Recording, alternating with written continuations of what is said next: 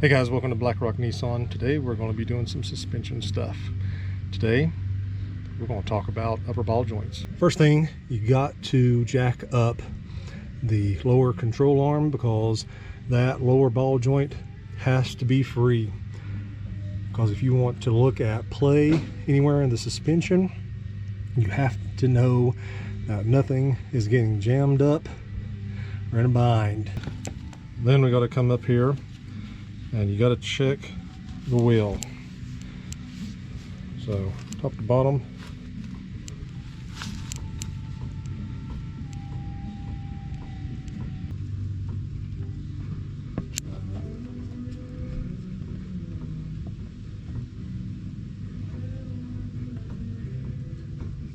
So these are about 2 years old. Figure they would have lasted a little bit longer, but they do get abused pretty well. So now I've got to get the wheels off.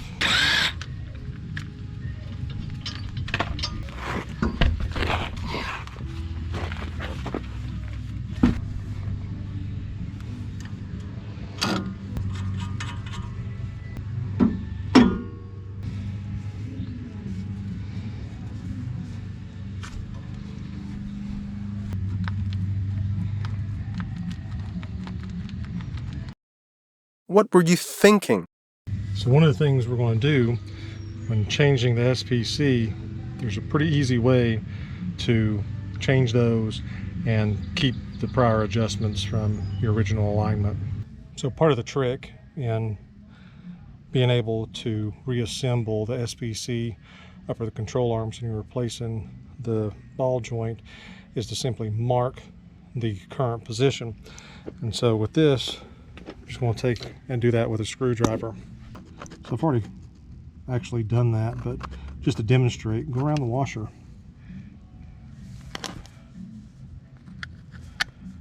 And mark it.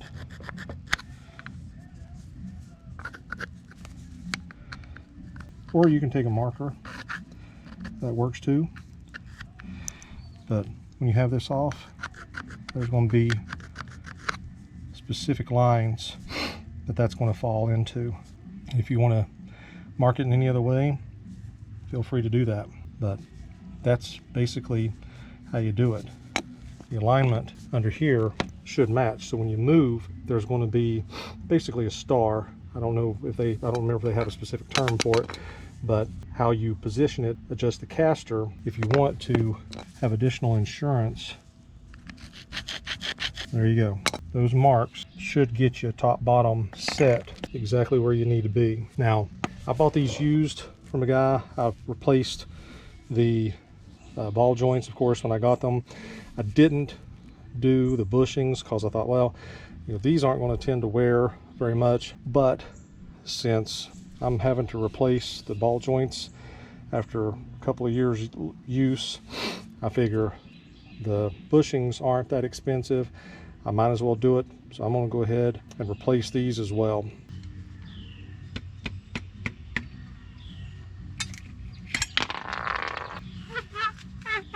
That one is a little spinny. There's a little warning on the outside.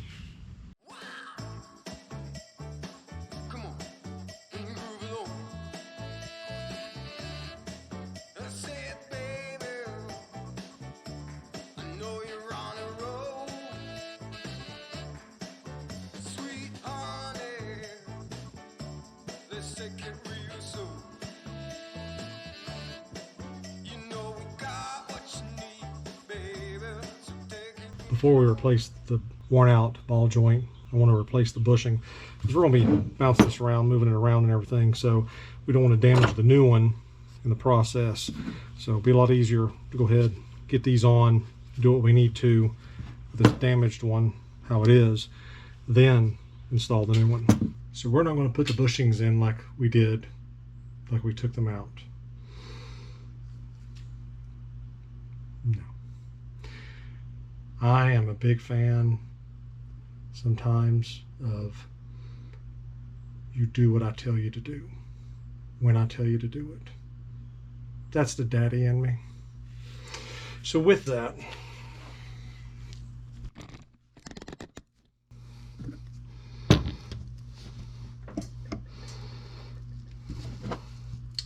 that comes with a hammer.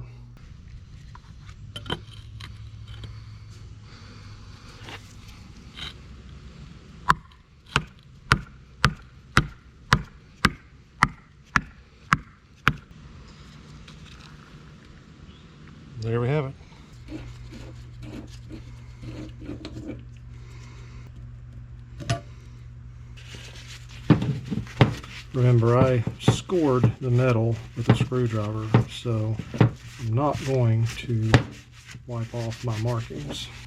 So you should be able to better see the scoring there for the underside.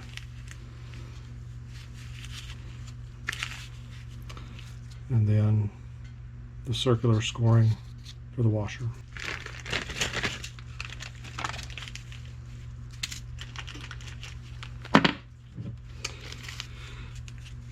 Silica packets.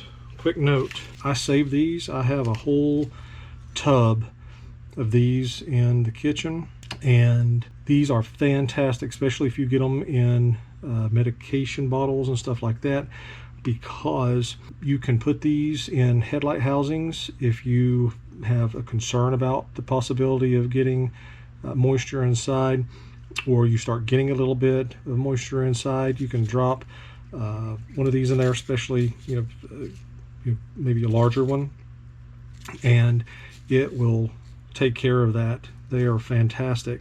Of course, you can also use it in whenever you store stuff yourself. There's a reason why these are used in shipping. So if you go off-roading and you have recovery gear, you have electronics, you have repair parts for on the trail, there you go. Now, back to what we're doing. We saw how bad this thing is. So this is a lot more difficult to move. So certainly tighter. Now we're going to test it once we get it back on the truck to make sure there's no movement. Right. So two things are going to happen at this point. One, we're going to make sure that this is lined up, and then when we set this washer down, we're going to make sure that it's where it needs to go as well. Now, something to maybe make note of, if you have the old style, I'm not as familiar with the newer style SPCs, and maybe you redesigned it, but I'll actually take this back off because it won't be difficult to realign this. Of course, this is the passenger side, so this is the right side. R for right side. We already know that because I've not even removed the other one. Now, this has an L on the other side. It's made identical. So basically, these arms, you can flip them. So if you remove these at the same time, or if you have them off at the same time, you want to make sure, if you've purchased them used, rebuilding them, even if you got them new, that they are oriented properly, that one is going to read from the top R, and one is going to read from the top left. Right side is passenger side, left side is driver side. The other key component here, and the SPCs are notorious for this, because of the offset for the camber, the ball joint sits back, which means the boot is notoriously bad if you do not trim the coal bucket, that when the upper control arm comes down, this boot will hit the lip of the coal bucket and rip and tear. So you have to cut the coal bucket. I've already done that, but for anyone who may be watching this video is not aware of that, make note of that. So check the bottom. It looks aligned, top looks aligned. I don't know if you can see the score marks, but they are there. And we will grease everything once it is on the vehicle.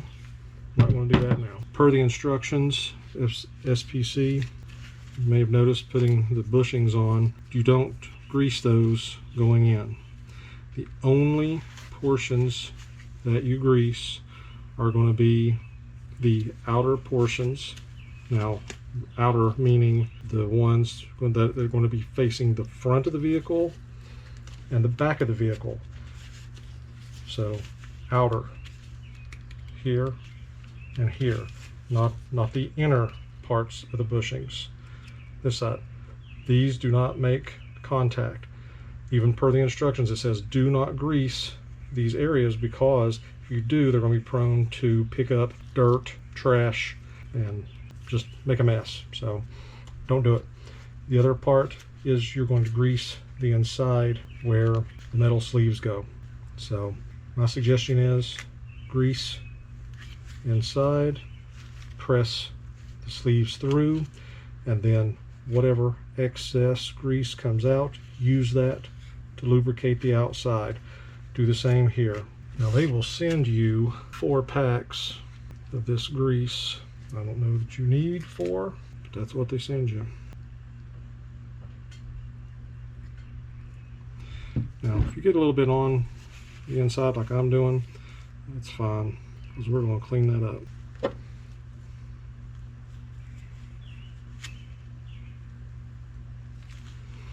And if this bad boy gives us any hassle, we'll just get that hammer back out. So like I said, wipe off any and all that excess grease. And it is going to be a little bit of a pain. So there we are, making it behave. This ball joint's going to be a lot easier to tighten once it's on the vehicle. Do suggest thoroughly cleaning everything up before you reassemble, just getting all the old grease off, also removing the dirt and stuff that has accumulated as part of that grease. I think some people just see it as grease and they're like, oh, I'll just leave it. If that was the case, that would be fine, but we're talking about literal dirt contamination.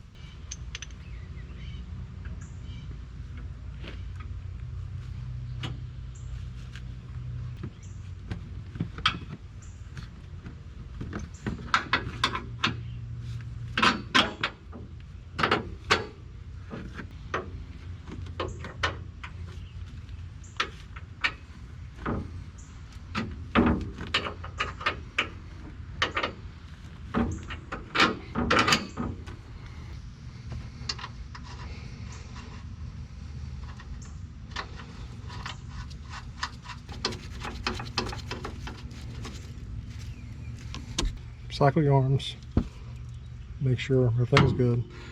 As I talked about, trimming the coal bucket. Of course, you want to paint it, make sure there's no rust or anything. It's going to develop, but as you can see, there's plenty of clearance there for the arms.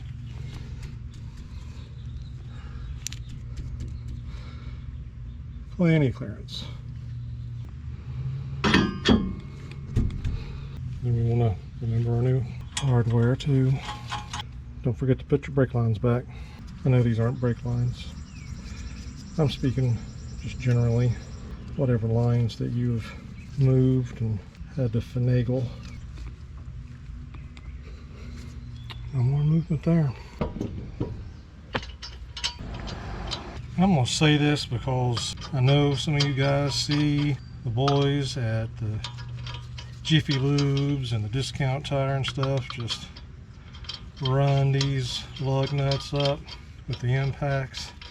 Listen, that's a bunch of childishness and foolishness. Don't do that. If you're going to strip something, break something, don't do that. At least get 2 of these on there and get them started finger tight. Don't have to run them all up there. You get a couple of them on there, finger tight. Okay, then grab your impact, then wear it out. But get them started by hand.